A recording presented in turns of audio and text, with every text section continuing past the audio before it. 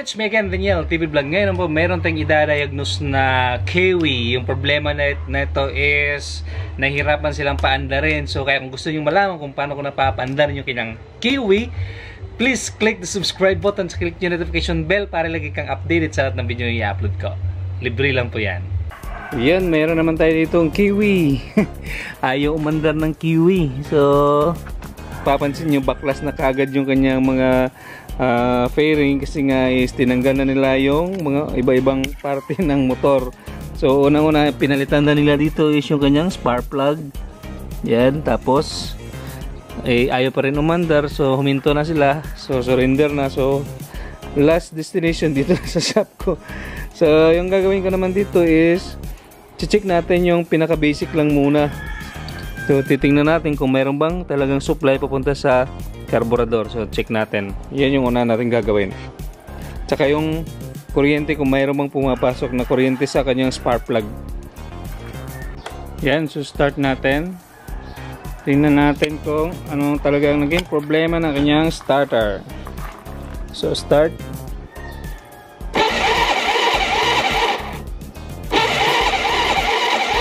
So yung check natin dito is yung kanyang supply naman ng gasolina, kung mayroon bang tumatagas. So tanggalin lang natin itong sa kanyang vacuum. So yan, kapag hindi kasi naka-on, hindi yan lumalabas yung gasolina dito. Yan. So tingnan nyo maigi kung mayroong bubulwak na gasolina, ibig sabihin mayroon siyang supply papunta sa kanyang carburetor set. Tingnan nyo maigi. One click lang natin. Yun. So mayroong supply papuntang carburetor. Yung last source dito, titingnan natin kung mayroong power na lumalabas yung kanyang spark plug. So ito kasi yung pinaka main source.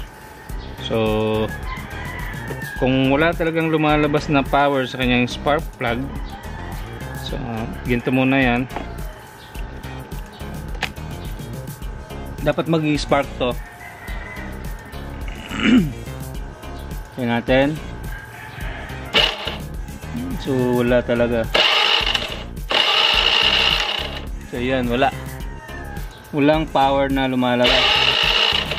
So wag muna nating sabihin na sira yung ignition coil. So magda-direct muna tayo. So ito tayo kukuha ng main source. So i-direct natin. Yan. Then hindi natin ulit ito sa kanyang body ground. So kung wala talaga tong source, ito natin. Kung hindi tayo makukuryente, ibig sabihin walang power. Hanap tayo ng dito sa chassis. So kailangan mag-spark to kung merong source yung kanyang power. Yun. So wala pa rin.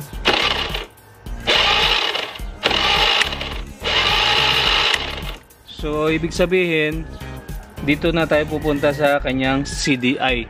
So tagal natin yung kanyang cover. Tignan natin yung kanyang head.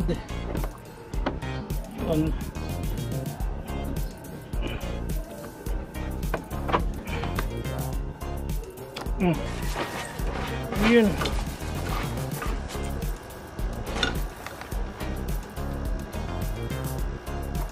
So ito lang kailangan nating palitan. So yung kanyang terminal is 4 and 6. So kailangan po magulat ng CDI. So dapat kilong pa rin. So ito yung kailangan natin palitan kasi wala nang lumalabas na power dun sa kanya papunta sa ignition coil. So ito yung papalitan. So ito yung ipapalit natin na CDI ngayon kasi wala nang lumalabas na power dito sa kanyang supply papunta sa kanyang ignition coil. So ito yung bago nating ignition coil. So ito yung kakabit natin para malaman natin kung magkakaroon na siya ng power.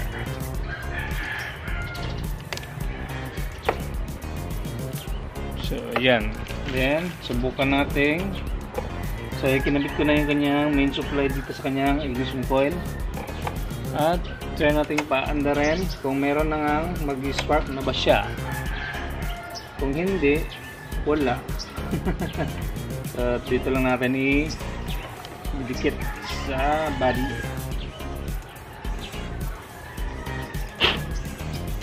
Yun. So, meron na. Yun, no?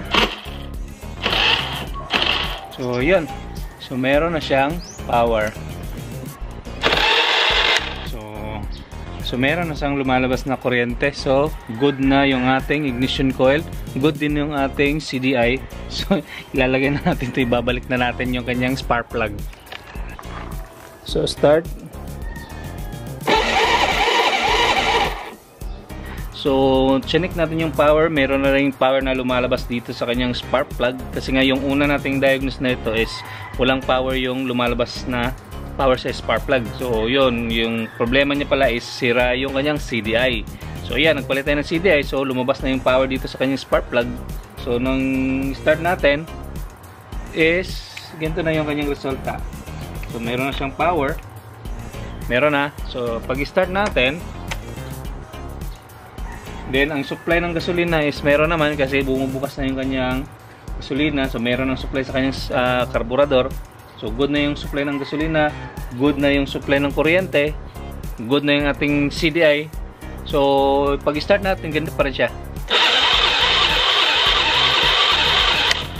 So, ayaw niya pa rin mag-start.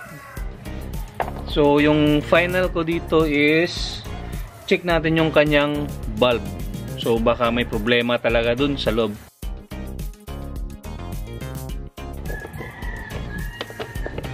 So, itatap muna natin to bago natin buksan sa taas. So, yan yung kanyang top is andito may letter F, yun yung fire.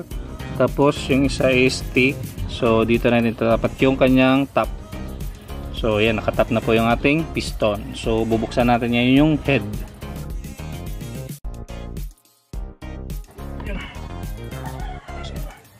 So, nakatap. Yan yung marker. Yun. Walang clearance yung kanyang intake at exhaust. So, ito muna yung unahin natin bago natin baklasin yung kanyang head. So, tune muna tayo. Pag hindi talaga madala sa tune, tsaka na tayo babaklas ng kanyang head at titingnan natin yung kanyang barbula kung may singaw ba talaga. So, mag-tune muna tayo. So, lugan muna natin.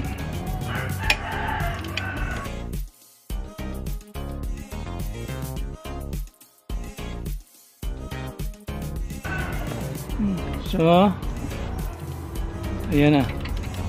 Saka pamalog. Saka tayo lalagay ng clearance.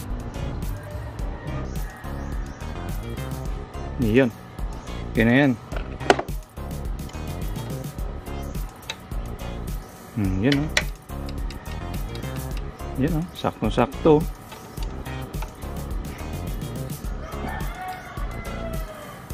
Yun. Sakto lang yan.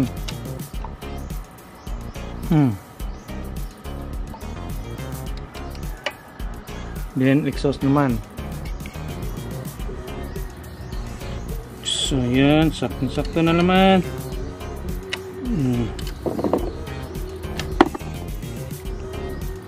Okay.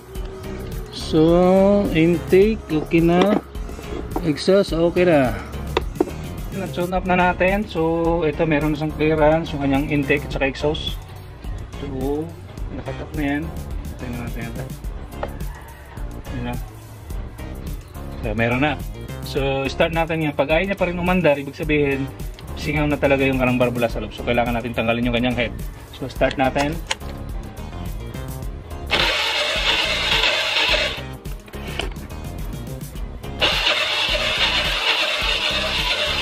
So, wala pa rin talaga. So, kailangan natin baklasin na talaga yung kanyang head. No choice. So, no choice. Tanggal na natin yung head kasi wala talaga. Baka nasa loob talaga yung problema.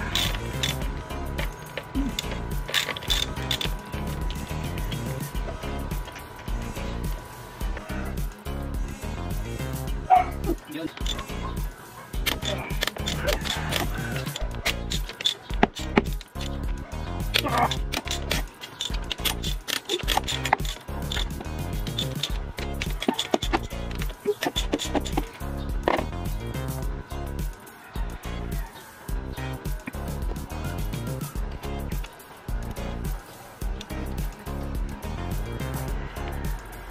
At yun, dandanin lang natin.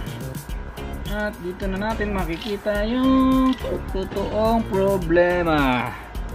Yun.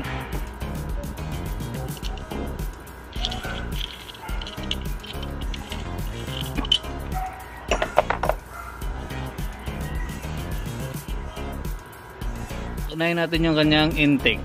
So lagyan natin ang gasolina. At yun nga. At yun na nga ang resulta. Bumasa nga talaga siya. So may problema yung kanyang intake valve. Tumagos yung ating nilagay na gasolina. At ngayon susubukan naman natin yung kanyang exhaust.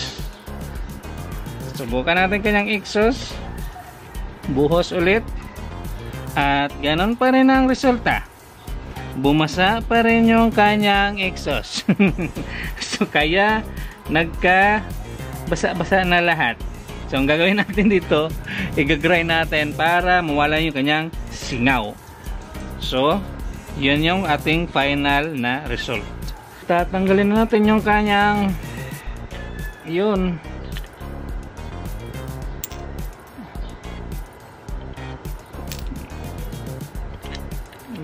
Tanggalin natin yung kanyang dalawang barbula. Yun.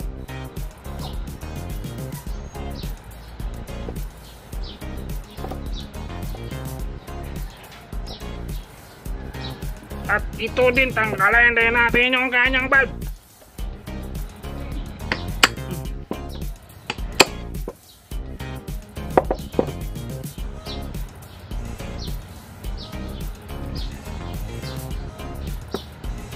Yun. At tingnan natin yung kulay ng loob. So ayan ah. Hindi talaga siya nagsasara. Yan. So magkapal pa naman yung kanyang valve. So kailangan lang tagalan ito i-drain. Ayan oh, hindi pantay yung tama oh. So lilinisin muna natin. Tanggalan muna natin ng mga libag. So mag-grind na tayo para lumapat yung kanyang intake at saka exhaust. I-grind natin. So ang gamit natin dito is yung fine lang na compound. So uunahin natin yung kanyang intake. So lagyan natin ng konting gasolina at lagyan tayo ng fine na compound.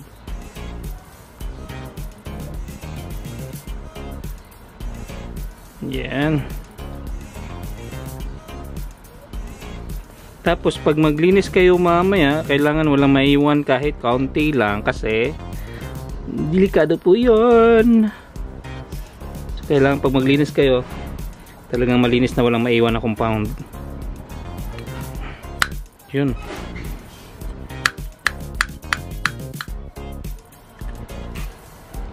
So, lagyan natin ng rubber para pampaikot. Yun.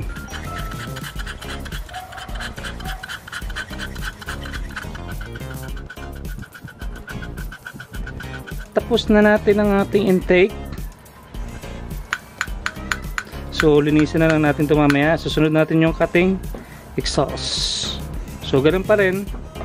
Lagyan pa rin natin ng fine na compound. Yan. Grinding compound na fine. Ganun din dito. At lagyan ng konting gasolina. Yan lang. At ilagay dito sa loob. Yun.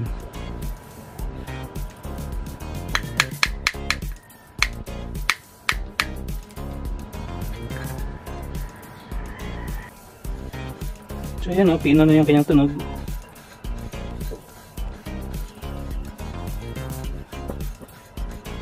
So parang bago na o. Yan, so nag-grind na natin ng maayos. So kapit na natin.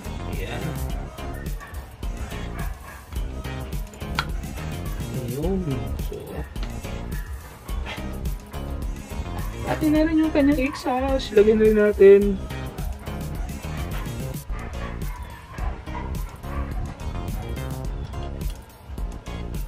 Yun. Yun. Pasok si Tarzan.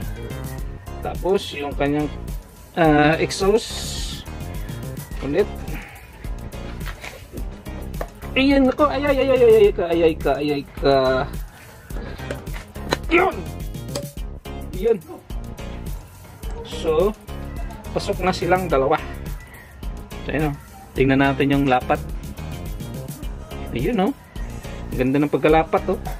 Para sure tayo kung kumagat nga talaga yung ating lock.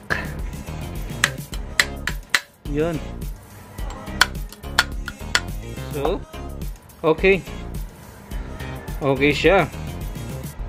Ngayon, lagyan natin ng gasolina kung mayroon pa bang tagas. Unahin muna natin dito. At ayan o. So ayan, tingnan nyo, nilagay ng gasolina. So wala na. Hindi na siya magbabasa. Then kabila. Ayan, ang dami nilagay o. Then sa kabila, lagyan din natin ulit.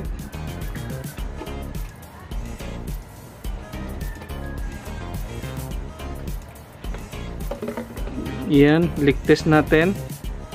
So, okay. So, hindi na bumabasa.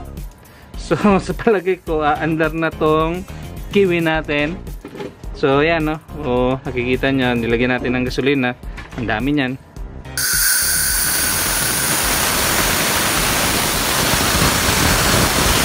So, meron naman palatandaan. Yan, meron yung nakalagay na ito is exhaust. Ayan o, exhaust. So dito yan. Tapos yung maliit. Yan. Tapos yung kanyang intake. So mayroon yung parang nakasulat na I. So yan yung intake. So ito rin yan. Tapos ito yung mataas. Mahaba na pin. Yun.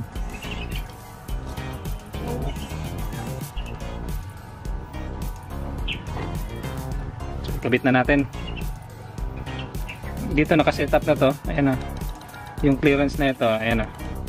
Ayan. So, kahit dito pa lang pwede ka na mag-setup. So, kabit na natin. Yun. Pasok. Ito naman sa kanyang gear. So ito yung may parang bilog. So sa taas, ito yung sa ibabaw. Yan. So ganun dapat yung plasta ang kanyang paglagay. Ganun. So yan po yung kanyang timing. Yung paglagay nga pa natin, so dapat ano muna yan, hindi muna naka-engage. So sa kanya lang ilalagay.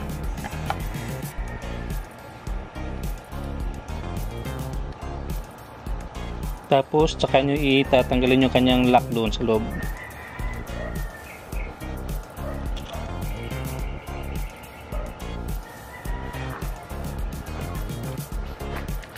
So ganyan lang yan o. Tapos tutusukin at yun. Yan, nag-engage na siya. Yun. Tapos kayo lagay yung takip.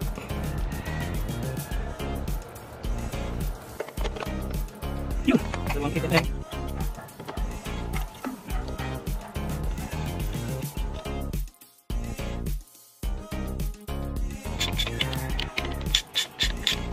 So yan, ikabit na natin yung kanyang head. Tapos, ando na rin yung spark plug, tsaka yung kanyang carburetor. So kailangan natin supply muna yung kanyang carburetor ng gasolina. At banda rin muna natin na walang takip yung kanyang head. Ayan. Okay, aray. Yun. Yun. Ayun. Konti na lang. Yun, under na talaga siya. Yun.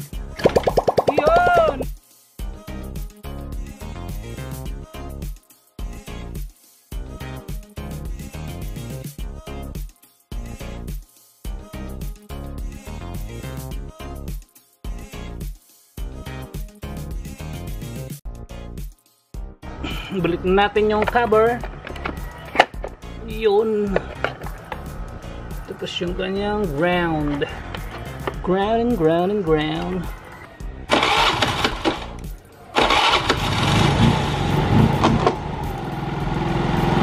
Yan, ayos na.